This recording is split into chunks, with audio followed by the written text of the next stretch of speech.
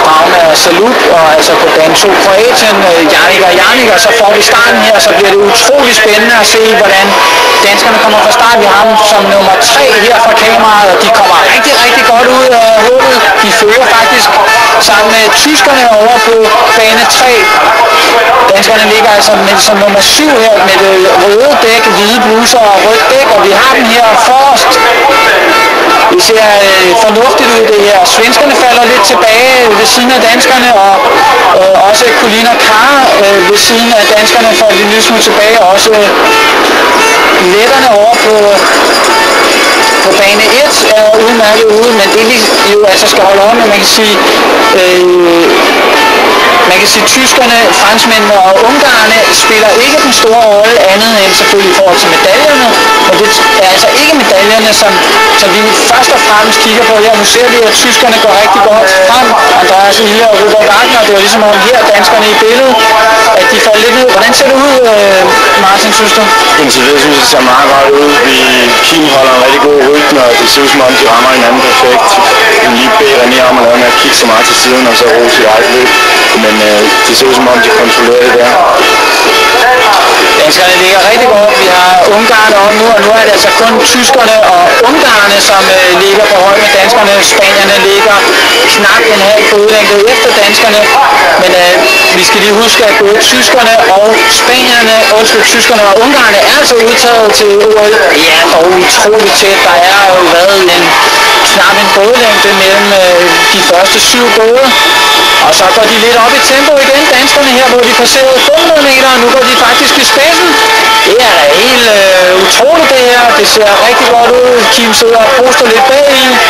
Kim holder en flot rytme indtil nu. Danskerne er altså forrest her, hvor der mangler omkring en 700 meter. Danskerne har en halv bådlængde til tyskerne. Spanierne kommer fint over os, men hvor er de andre nationer? Hvor er verdensmesterne Colin og Carr? Hvor er nordmændene? Og hvor er nordmændene? Nordmændene slutter jo som regel fantastisk flot. Det er altså 2 pladser, vi kæmper om, og indtil videre er det Spanien og Danmark, der har de 2 pladser. Det ser fornuftigt ud. Nu håber vi, at de 2 drenge har noget til sidst og give godt af. De fører altså her med 250 meter igen. Danmark er måske på vej til en medalje ved de her europamesterskaber. Men læg mærke til Norge her. Norge kommer meget stærkt nu. Det er typisk Norge. Kom nu. Og nu gælder det altså om for Kim og René. De ser godt nok lidt stægt ud nu. Kim og René, kom nu. Bevar nu den her rytme. Norge må ikke gå forbi. Det er meget vigtigt, at Norge ikke går forbi, eller at Spanien ikke går forbi. Det er altså etteren og toerne, at de ikke kvalificerer. Det ser rigtig godt ud for Kim og René. Det ser faktisk ud, som om vi får en dansk medalje. Ja, kom nu. René fører indtil nu. Det er kun Spanien, der presser den. Kom så, Kim. Kom nu, René. Det ser ud, som om det bliver dansk guld, det her. Det bliver dansk guld. Danmark har vundet europamesterskabet på 1000 meter tår og kajak. Prøv at se René her bagved. Det er da helt fantastisk. Og så følger de også ud. Så er det dog fantastisk. Danmark har ikke bare vundet europamesterskabet. De fik også kvalificeret den første båd til Olympiaden. Sådan, Kim. Sådan, René. Og det kan ikke andet end... Ej, hvor må det bare give meget selvtillid til de øvrige roer, altså.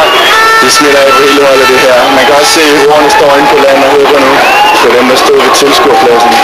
Ej, hvor er det vildt. De fører stort set fra start til mål. De ligger jo fantastisk. Prøv lige at se René Poulsen, så er Kim Rose her. Reaktioner er fantastisk.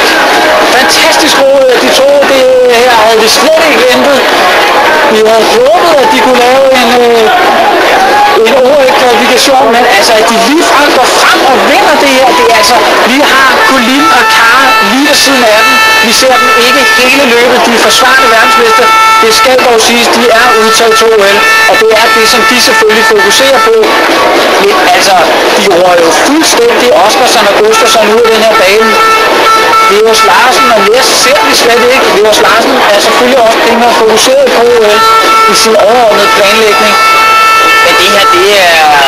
Altså det her, nu skal vi selvfølgelig passe på med, at vi bliver for euforiske her, men det her stiller jo næsten forventninger til OL også. Altså det er virkelig stærke nationer, de rører med her, og de bliver presset. De bliver rigtig presset til sidst, og de formår at smage igen. Fantastisk disponeret løb det her.